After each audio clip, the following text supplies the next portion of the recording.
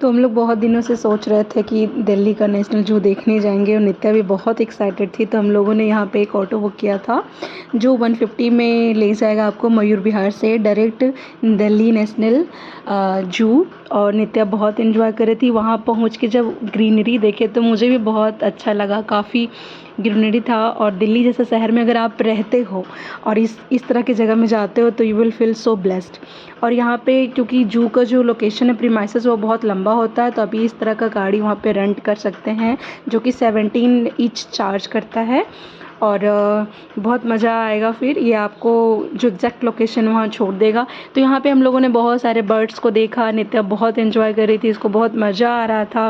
और इसको मैंने ये जू स्टाइल वाला टी शर्ट पहनाया था ताकि ये कनेक्ट कर पाए एनिमल्स और बर्ड्स से। So she is doing this.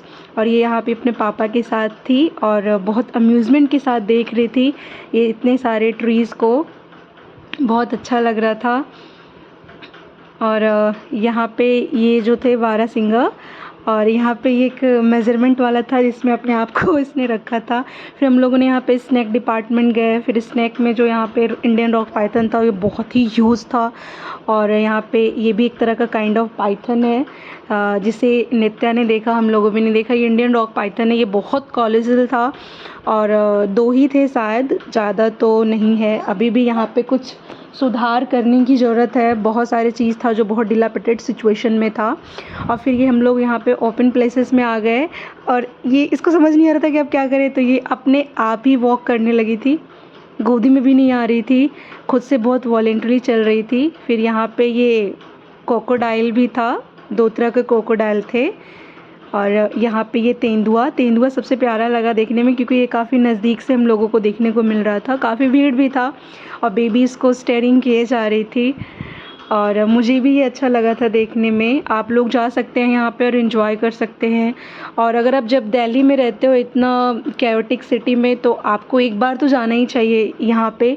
बहुत अच्छा लगता है, ख़ास करके जानवर तो कम है बट जो ग्रीनरी है और जो प्रीमाइसेस है बहुत मज़ा आता है। यहाँ पे एक छोटा सा स्टॉल लगा हुआ था जिससे ये बार बार टच कर रही थी, हैप्पी भी हो रही थी। फिर ये चल पड़ी अपने आप, ये आगे पीछे कुछ नहीं देख रही थी। See feel so open and free and moving here and there and जगह जगह ये चल रही थी और अब इंजॉय कर रही थी खुद की कंपनी को।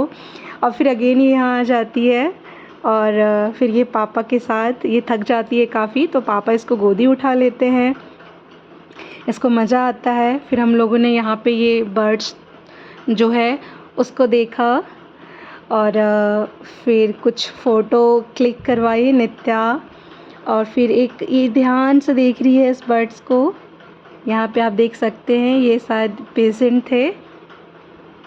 और अगेन ये बर्ड्स का सेक्शन है और फिर से ये पापा की गोदी में चली जाती है क्योंकि ये थक जाती है काफ़ी। आगे इसका छोटा भैया है, घूम रहा है।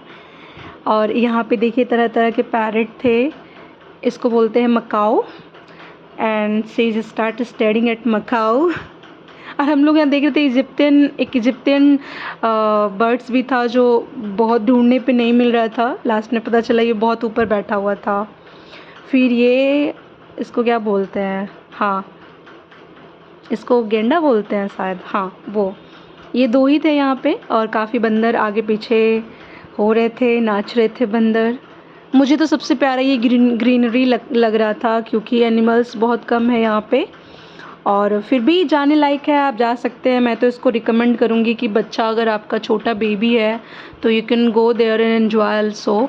और काफ़ी बड़े लोगों के लिए भी काफ़ी अच्छा है। जगह जगह अब तो काफ़ी व्यवस्था है, जगह जगह बैठने का जगह है, मिनरल्स वाटर की व्यवस्था है, तो बच्चों को काफ़ी मज़ा आता है। और अगर आप संडे को जाइएगा तो एक बात का ध्यान रखिए कि आप ऑनलाइन टिकट बुक कीजिए क्योंकि टिकट लेने में यहाँ पे बहुत भीड़ होती है और काफ़ी टिकट ख़त्म भी हो जाती है, तो आप ऑनलाइन बुक करके आराम से जा सकते हो। फिर हम लोग अगेन यहाँ पे लाइन देखने के लिए आ गए। यहाँ पे एक वाइट दिख रहा होगा आप लोगों को, सोया हुआ था।